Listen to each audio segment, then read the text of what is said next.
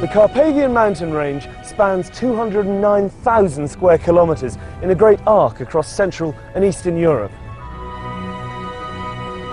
Cradled beneath its jagged peaks and hidden among trackless miles of forest is perhaps the world's only surviving medieval landscape.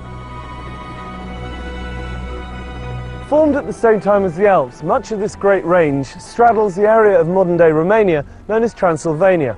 It's a place of myth and legend, a land where the distant howl of the wolf still chills the night air, where bears sharpen their claws on towering pines and lynx prowl ghost-like among the sullen crags. Carpathia is truly vast.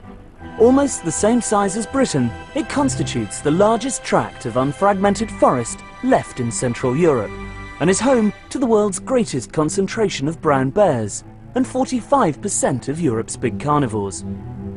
Their presence helps to preserve one of our most abundant ecosystems. I'll be travelling to the very heart of this breathtaking region in an attempt to uncover the history, the culture and the wildlife of what is Europe's last untamed wilderness.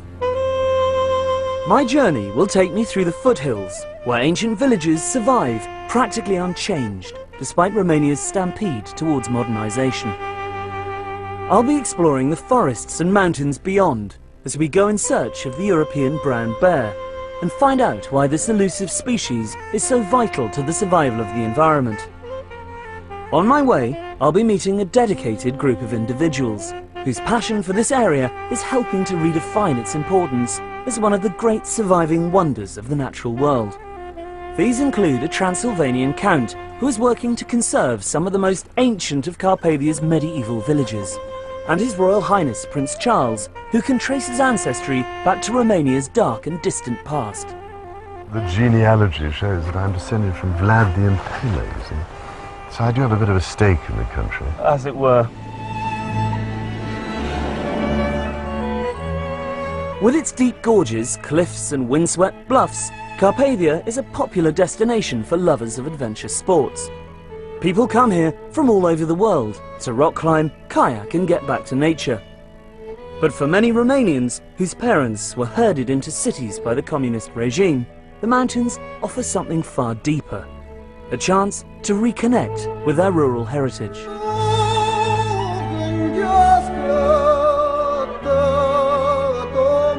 To get a feel for the geography of this unique mountain range, I joined Mihai Constantinescu, leader of the local Alpine Association, his wife Mihaela and their friend Nicoleta Carpignanu for a two-day trek through the Apuseni region. Yeah, finally. Thank you. Yeah, these roads are a bit labyrinthine. You must get used with this. Hi. Nicoleta. Hi. So where exactly are we going? They will going to have around 15 kilometers. Yeah. We'll set the tent tonight, and tomorrow we'll do the rest of the trip, and finally we'll reach the daffodil fields. That is very spectacular, and we have to be there because now they are fully bloomed. Their very best. Yes. You see, that's the traditional way of harvesting the woods. Yeah. They're using horses for that, to carry the woods. Yeah. And this would be... This is wood will be firewood, used, isn't it? yes, For the exactly. oven. Yeah. Will be used for fire. As you head up into the hills, the terrain rapidly grows wilder and the forest closes in around you. This is a world so ancient and unspoilt that our presence feels as ephemeral as the footprints we leave behind us. All my life, I've dreamt about visiting the Transylvanian wilds, but where Bram Stoker describes a sinister and haunted landscape, instead you find yourself in a world more redolent of Tolkien. This is actually the longest cave in Trascou Mountains. It has more than 2 kilometers of caves and galleries. So this great chasm is a system that goes right back through the mountain? Yes, it's going through the mountain. You can actually go and get out on the other side. You can see the place where the water goes in, and it pops up here. This tributary, though, is part of the Ariash river system. Yes, exactly. And the gorge that we're about to walk to is the next door valley, I presume? Yes, it's a parallel valley to this. It's like several hours of walking. Well, lead on. Okay.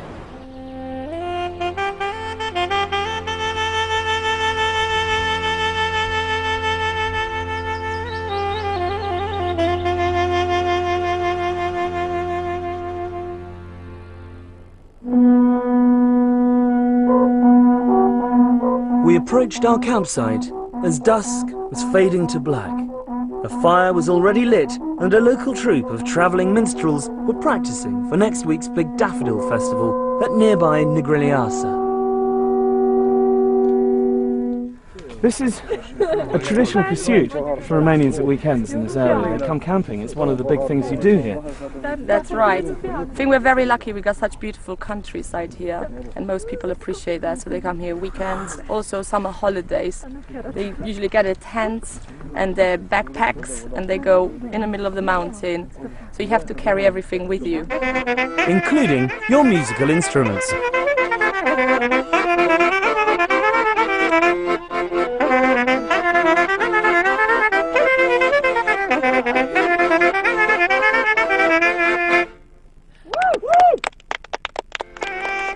The festivities continued late, a single small island of light and warmth in a vast ocean of night, the only other illumination being a pale, vociferous moon.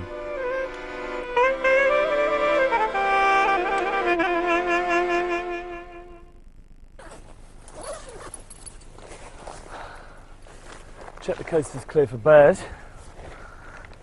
Oh. Morning in the mountains.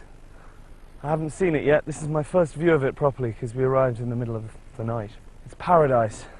These high alpine meadows, the smell of the juniper bushes, the light. Just can't beat it.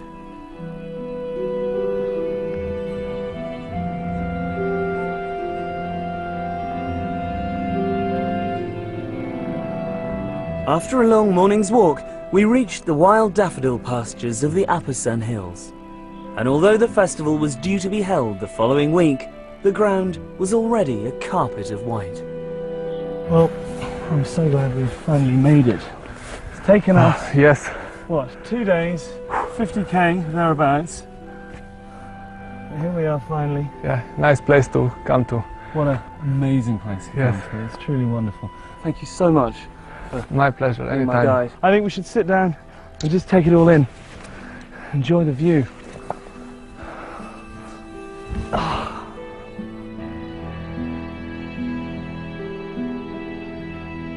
These stunning meadows of daffodils are just one of Carpathia's many floral spectacles, as I discovered when I caught up with head of World Wildlife Romania, Erica Stanciu, at a local food and crafts festival in Năcșoara.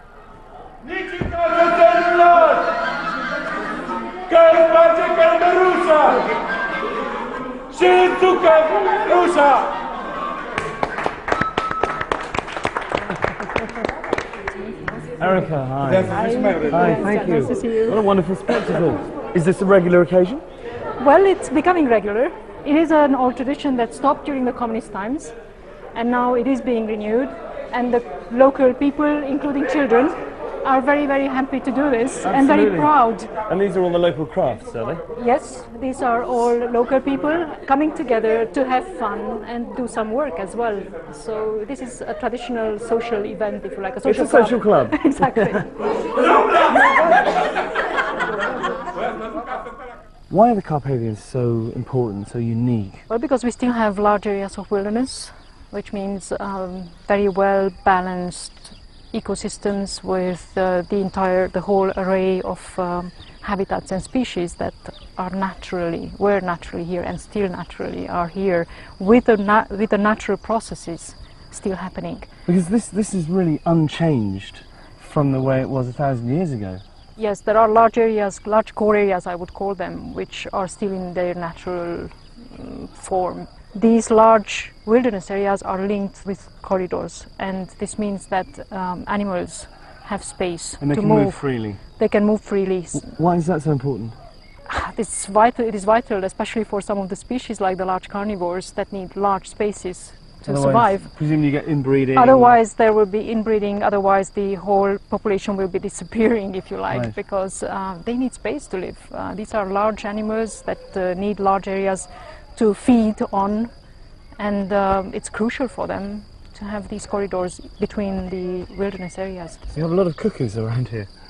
Yes, and many other species of birds. We have many wonderful species of flora, fields of daffodil, of wild daffodils and wild orchids and many other species which are very different from one season to the other.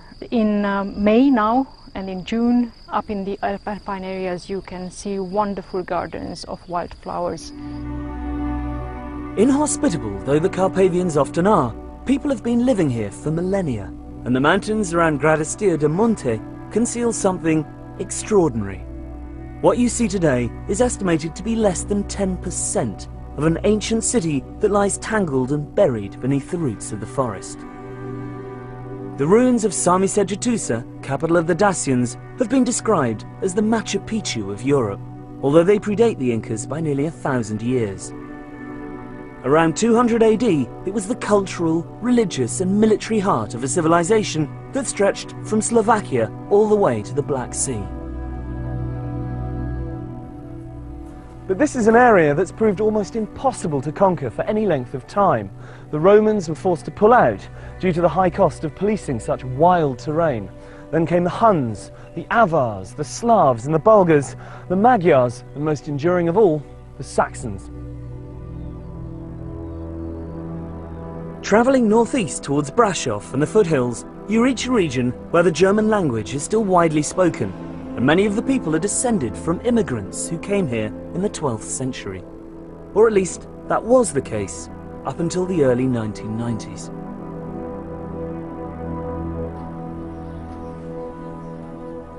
This is an all too common sight these days. Empty houses, derelict village halls, crumbling churches. And while the younger generations spurn the peasant lifestyle for the draw of the big city, a far larger problem faces areas like this one.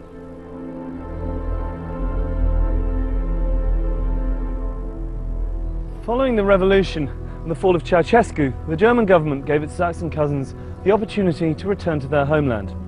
Faced with the choice between continued hardship, poverty and political instability, or the chance of a new life in the West, many families literally upped sticks, leaving everything behind them. Fortunately, not all of these depleted settlements have been abandoned.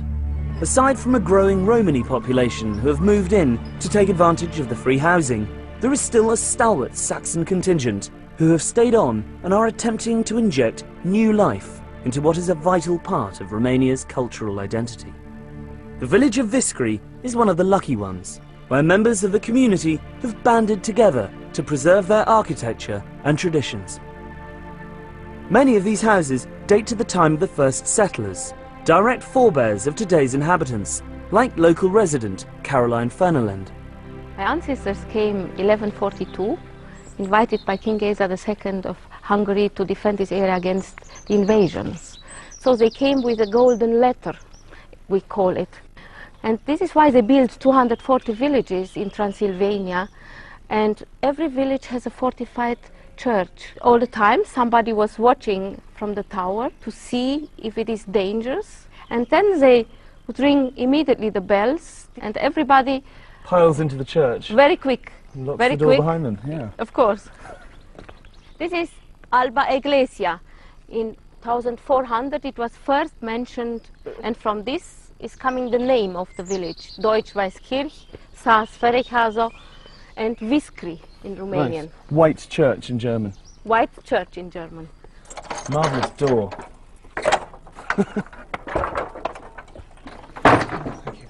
It is a very simple church, and our daughter, she finds some rules from 1640, how the community was organized and what they have been allowed to do and what not. For example, if somebody during the service was snoring and your second neighbor would hear you, you have to pay a fine. So it's okay if you fall asleep, but you must do so very quietly. Very quietly, yes. And presumably there was a pecking order in terms of where people sat in the church. Yes, this we are respecting also today, even if we are 8, 9 people. For example, the young ladies, they sit in the back, and when you get older, you move more in the front. After 80-year-old, you have to sit here close to the angel of death. This is the last station alive. It is preparing you For the afterlife. for the afterlife. How extraordinary. That shows a very healthy business-like attitude to mortality, really. Look at this. It is unbelievable. It's just so big, you can see, I mean, all the tiles on the beams, all the way up the structure inside the tower. I mean, I felt like I was gazing down Noah's Ark, you know, as you saw the roof of the church. The amount of work that must be required to maintain a building like this. Community has done this when it was needed. This is why they have not built something new here. They only maintained the church and the towers how they have been always. Ceausescu, in '88, he proposed that 8,000 villages like this to be destroyed in Romania, to destroy our identity. This was his goal. And now Viscri and other villages are listed, recognized by World Heritage, UNESCO. It's so lucky he was deposed in the nick of time, I think. When I'm here, I feel that I'm the richest person from this world. And if you are here in the evenings and hear these birds and insects singing, I really think it is wonderful, and all stress from the day is gone. Disappears. Yes, I think gazing out from this balcony has to be qualified as a form of meditation, really. It is, and I'm very grateful that I'm allowed to live here and now in this democracy.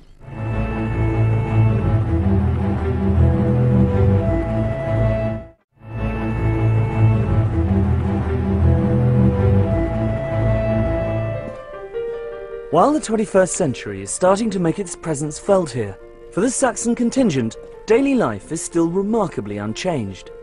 With the influx of tourism and the opening of several guest houses, embracing both the traditional and the more modern, greater effort is being made to preserve the old ways.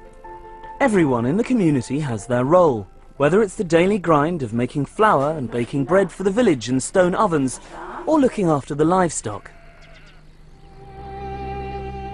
When you live this close to the Carpathians, one of the more full-time jobs is tending the sheep. Accompanied by their packs of ferocious Heinz 57 guard dogs, these shepherds have to spend nights sleeping out on the hills to protect their flocks from the constant threat of large carnivores.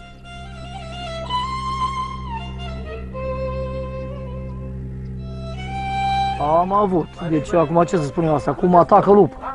They had problems usually the wolves are attacking. Lupul te atacă, te pândește. Șade drept o grămadă cu mărăcini undeva, vine, te vede că ai trecut încolo și s-a sărit pe oaie. Does he ever get scared? Because presumably if he catches a wolf attacking a sheep, he's got to go out there and try and bash it over the head with his shepherd's crook. Nu mi-e teamă, dar el e fioros. În momentul când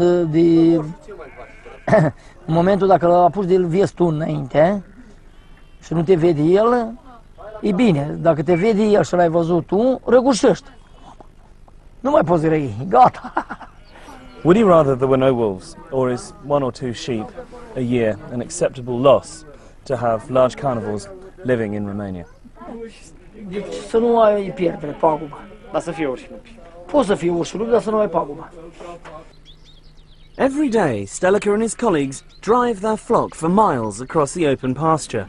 And most exhausting of all, as I found out, they also need to milk each sheep by hand, twice.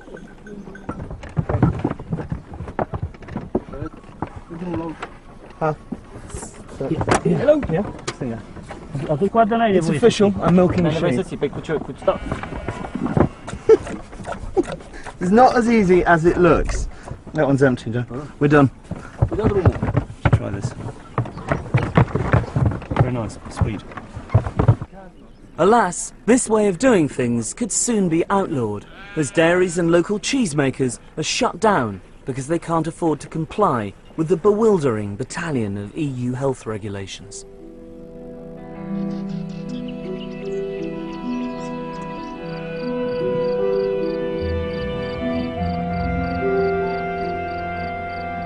One organisation that is striving to prevent this from happening is ADEPT, a charity that maintains local methods of farming and living off the land are essential for the survival of a rich and varied ecosystem. I caught up with British-based founder Nat Page.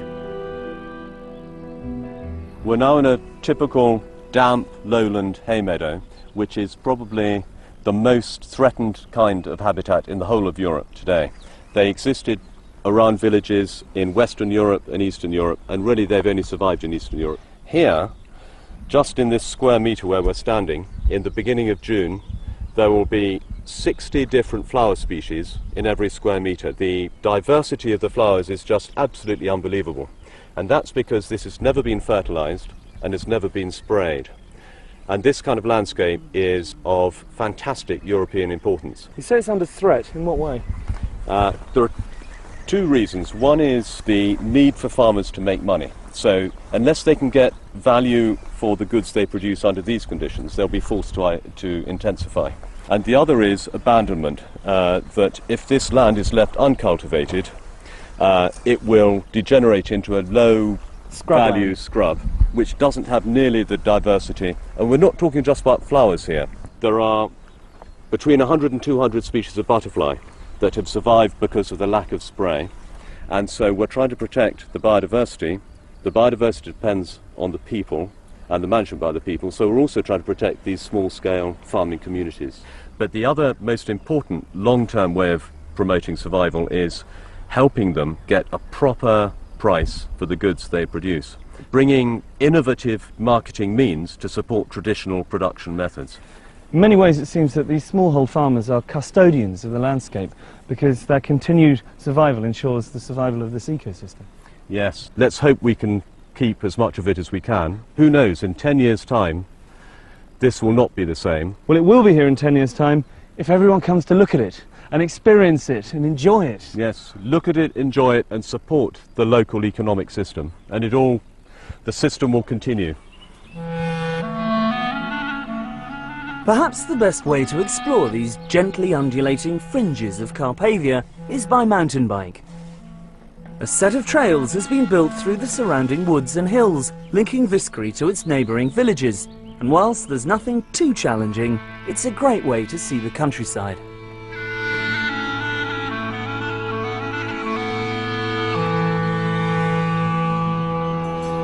I arrived back to the village at dusk, in time to witness one of the most iconic spectacles of rural Transylvanian life.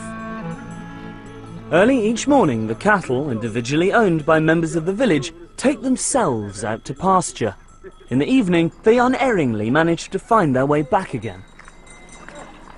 For anybody who thinks cows aren't intelligent, have a look at this. They know exactly where they're going, they don't need to be told, they just peel off into their respective homes.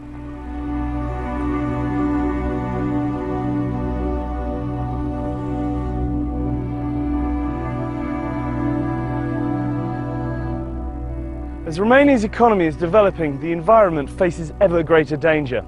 With much of the country's biggest natural resources either under the ground or sprouting out of it, the impact on this mountain paradise is increasingly costly. This is one of thousands of illegal logging operations that are taking place as I speak in the mountains of forest of this area. Look at this tree, you can count the rings. It's over 100 years old. It's not even selective. Well, it's selective in as much as they take the largest and the oldest trees, cart them off. It's a tragedy. Deforestation is the greatest threat facing this wilderness. As far as the government is concerned and the people who have been restituted land here, Carpathia's main value lies in its prime timber and mineral deposits. For a country struggling to catch up with the rest of Europe, this region is, literally in some cases, a gold mine. Insufficient resources to police such a huge area and a reluctance to do so makes it almost impossible to prevent such wide-scale clear felling. On top of this, the absence of planning laws is giving rise to a spate of new and often ill-conceived developments, like environmentally damaging ski resorts, hastily built to take advantage of the influx of foreign tourists. If operations like this one are allowed to continue due to greed and corruption and the demands of the Western world, then the forests of Carpathia will probably disappear within the next 10 years. But with Romania still such a poor country, it's hard to argue that they shouldn't be allowed to exploit their natural resources to improve quality of life. I've come to the frontier of the forest near Zarand with friend and environmental activist Radu Mott to visit one of the last people whose existence remains untouched by the wheels of progress. What a glorious place to live, but how isolated. We're here to meet a woman called Varvara, who's been living on top of this mountain all her life. Her husband died 24 years ago. She's got no running water, she's got no electricity, and no one around her for miles. It's a tough life. It's a tough life indeed. Bună ziua! Bună ziua! Ce mai faceți? Ia cu țeapa și cu greu. La mulți ani, la mulți ani. How does she survive up here? She has some cows, but nobody will buy the milk anymore. So she gets no income, No income whatsoever. You have problems with wolves here as well, obviously. Da, frică, nu, ce să The faci? wolves killed a dog last autumn. The wild boars is destroying the crops. And she's got no one else to protect her if they come, you know. Just the dogs. They don't look very fierce, I have to be honest. So she purely subsists off the vegetables she grows and from the milk and the livestock. Exactly. And water, what does she do for water? I can't see any springs around here. De unde vă aduceți apa? De tot din pădure de jos. There's a spring down in the forest. How does she get it up here? Am mai dus cu vatra, dar nu mai pot, numai cu sticlele duc. She's carrying plastic bottles full of water because she cannot carry the buckets anymore. Well, there are 2 buckets there. Why don't we go and fill them up for her? Cu astea cărați apa. Da. Vă ajutăm noi să le... Ok, let's do it. Da, dacă vrea. Okay, back in a minute. I'm not surprised she's scared of coming down to get water in the woods when she's heard a dog being killed outside her very door, you know. The wolves attacking one of her dogs while she was probably in the house. I'm sure she's afraid, but Romania, it's known for this tradition of coexistence between people and large carnivores. And this is a particularly important section of the Carpathians. This corridor connects a separate population of brown bears in Apuseni Mountains in Central Carpathian with the main population from Southern Carpathians. Large carnivores can exist in Europe without acceptance of local people. There is motorway planning to be built further south that will completely block. Well, they're not going to be able to get across, so... Exactly, without effective mitigation solution. It cuts their migratory route straight in half. Exactly, it will be a total barrier for wildlife. Well, here's the spring. I see what she means. It's a long way to come, isn't it? Yes, it is. Especially if you need a glass of water in the middle of the night and you hear the howling of the wolves outside. I presume that this is scooping out the water. Yeah. Right.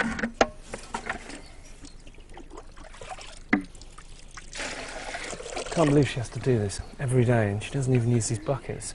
These little bottles don't last very long, so it must be constant coming back and forth. Exactly. But it's the only way for her to get water. I think we should try and raise some money, get her a generator and a water pump and a hose sorted out. Exactly. Well, yeah. V-am adus apa. Vă mulțumim frumos. Cu plăcere, numai. Trăiți la mulți ani. Sănătate, numai bine. De Domnul. I hope that'll keep her going for a while.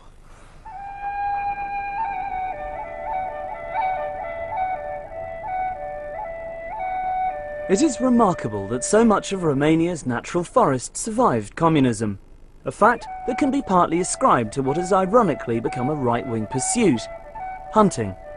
One reason the Carpathians are still home to big predators is because Ceausescu forbade hunting by ordinary citizens, according the European brown bear total protection in order to have exclusive access to trophies in the late 1970s. Today, Romania is home to over 5,000, around half of Europe's total bear population. One man working tirelessly to ensure their survival is naturalist Christoph Promberger. I joined him on one of his regular trips to monitor bear numbers in the forests north of Brașov. The wilderness really needs large carnivores because they keep the whole system in balance. They keep the ungulates under a certain threshold, so the forest can regrow, and when the forest can regrow, all the other species, the birds can live and so on. So the large carnivores are really important to keep everything alive. By ungulates, you mean herbivores? You mean the deer? Red deer, roe deer, to some degree wild boar, the chamois in the higher elevations. For example, you know, if you don't have wolves, then the chamois will go down in the forest, and then they in winter, and then they can eat a lot of the young trees. But if the wolves are there, the chamois, they stay high up, and then they don't damage the forest. They protect the trees, they protect the forest from being overgrazed. Exactly. The wolves and the bears and the lynx, they're on top of the food chain, so they control everything which is under them. When they control the ungulates, like the deer controls something below them, and so on. The whole chain keeps going. But if the wolves and the bears and the lynx are gone, then everything gets out of balance. I can't believe how many lorries there are. This is such a common sight on these sort of roads. You just see one every 2 or 3 minutes, it seems to me. It's terrible, yes. I mean, they're taking so much more out than they should, or that they could take out. It's absolutely not sustainable. Why is it so important to preserve these forests? I mean, Romania is a poor country, and wood is one of its greatest resources. Well, that's true. We don't need the wilderness, but we don't need St. Paul's Cathedral, we don't need football, we don't need any of these things, but still we want to have them. And we are just one out of hundreds and thousands and millions of species, and they all have the same right to exist, and they need this wilderness. So we cannot just come and say we destroy it all. That's just, we can't do that.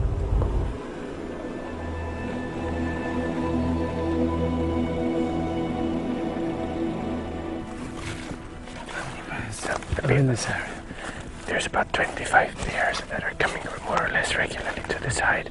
The height is just around there, about 150 meters clear. We gotta be very quiet now. They're the same family as the American grizzly, aren't they? Yes, they're actually the same species. They're just a different subspecies. Okay. Yeah. We might look out, there might be already tracks. Yeah, there'll be fine tracks on the ground. They don't really attack people very often. No, don't worry, don't worry. No, I don't. I'm with you, I protect you.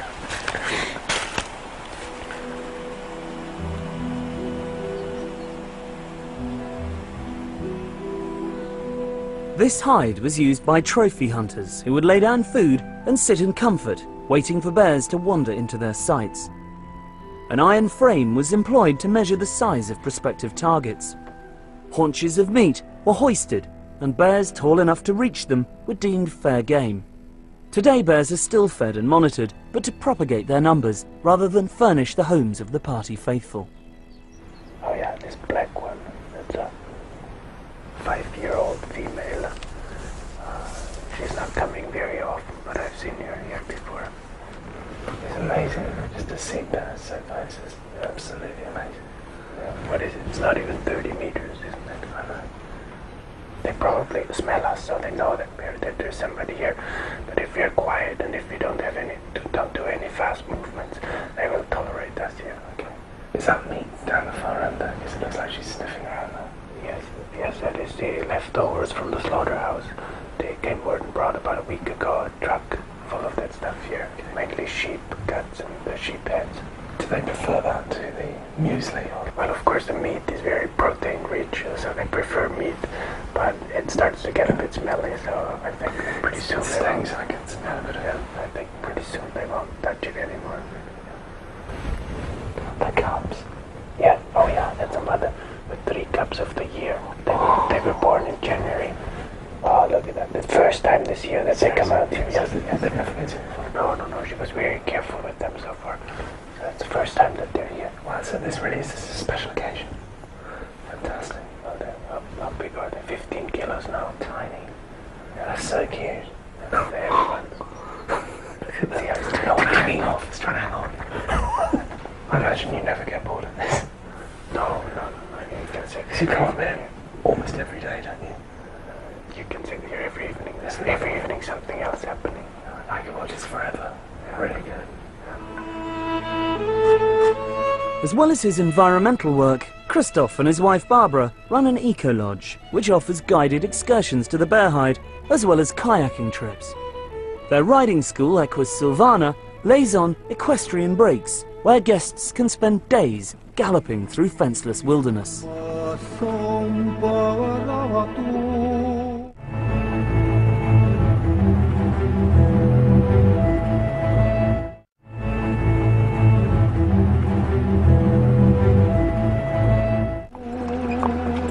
Miklișoara, in the Hungarian-speaking area of Carpathia, is a small village near Barault.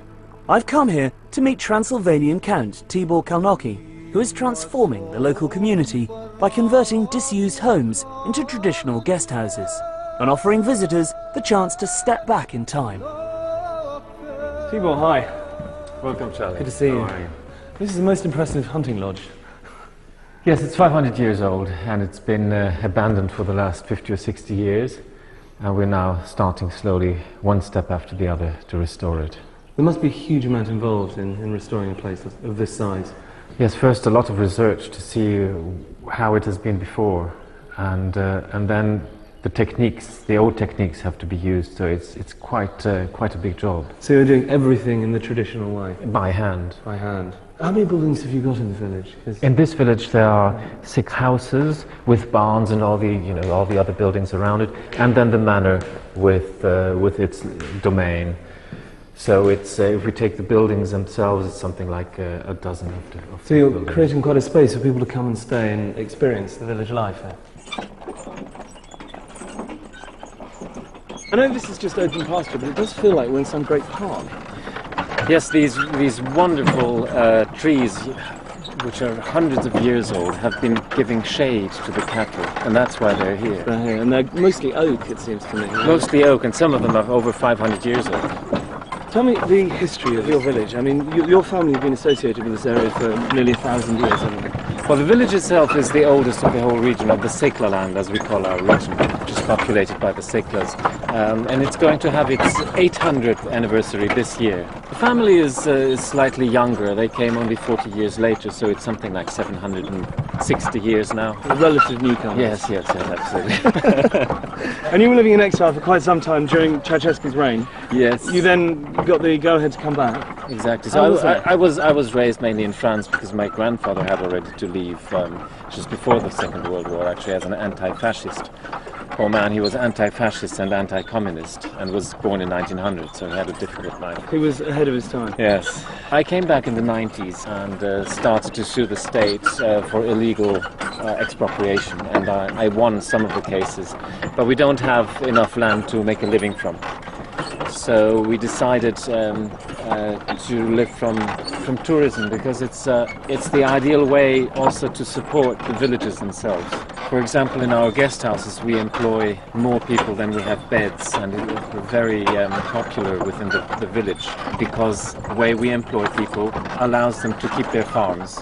If they would go to the city, they would have to give up their farms and their way of living. Exactly. So this is just the right way for them to earn an extra living, but to keep their own lifestyle. And not compromise that. Exactly. Do you think that this wonderful way of life, do you think it's doomed? Is it inevitable that it will die out?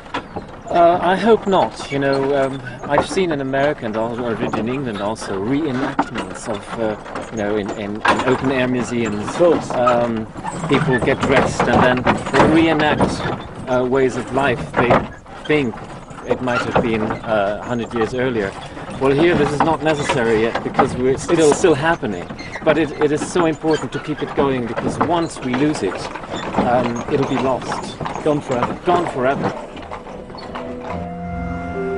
The next morning, Tibor and I took a trip to the even more remote village of Zalampatag, where he's been working closely with His Royal Highness the Prince of Wales to restore several properties as examples of how rural tourism can benefit local communities without impacting on the environment.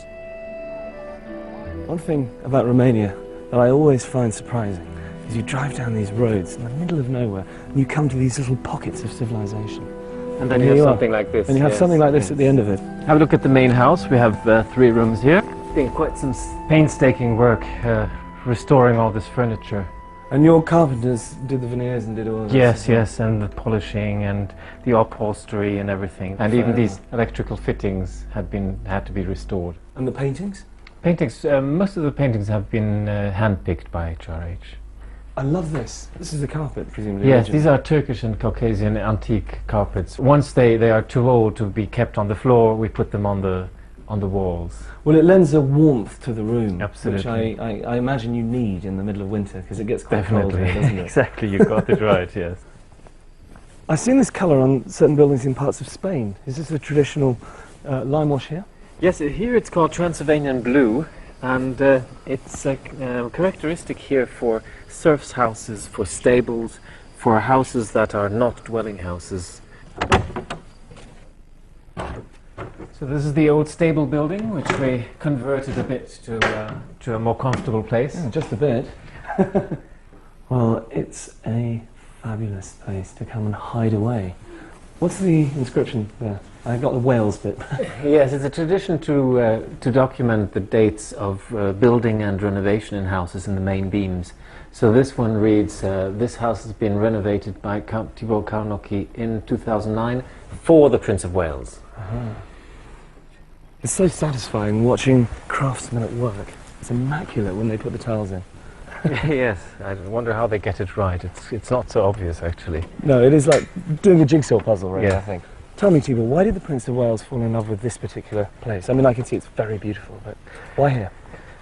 I suppose it is because it's a place where the local population still lives in total harmony with the environment, with nature. And it is not complete and total wilderness like up in the mountains. It is actually handmade, but it is the perfect cohabitation of man with nature. It's easy to forget in such comfortable surroundings that the forest is still only a few feet away from the back door. A fact I was reminded of when I took a quick stroll in the adjacent hills. Walking up through fields of orchids along the edge of the tree line, you are completely immersed in the natural world. I never dreamt that I would actually see bears in the wild outside a bear hide, but here was a sight I'd been hoping for all along.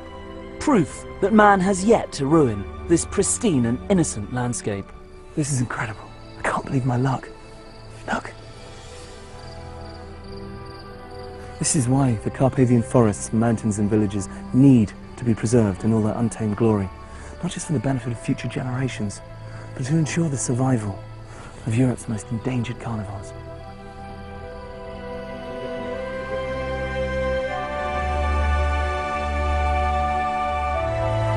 If something isn't done, then this verdant paradise will become as ecologically barren as the Highlands of Scotland. Once covered by magnificent forests of oak, beech and pine, now bare, with new saplings grazed into submission by a wildly inflated deer population. But it's here I've come, on the last leg of my journey, to meet one of Carpathia's greatest crusaders, His Royal Highness, the Prince of Wales. The key thing I think about Romania, and Transylvania in particular, is that there's so much we can learn from, it seems to me. It is the last corner of Europe where you see true sustainability and complete resilience and the maintenance of entire ecosystems for the benefit of mankind, and also for nature. And there's so much we must learn from that before it's too late, I think. So presumably this is why it's so important to preserve it for the future. Well, I think so, but people will say, oh, well, she's just trying to preserve things in aspic, and you're trying to prevent progress and so on. But you'd think by now we might have learned a few lessons from the things that have gone wrong with an agri-industrial approach to everything.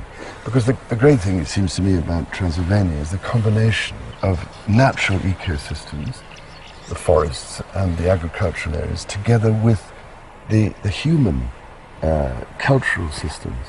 And it's this extraordinarily unique, integrated relationship which is of such huge importance. Once you pull it all apart, you're left with something which can just be exploited without being treated in a sustainable way, if you see what I mean. Because if you cut down great swathes of the Carpathian natural forest, you're actually destroying one of nature's great services to the rest of mankind in terms of carbon sequestration.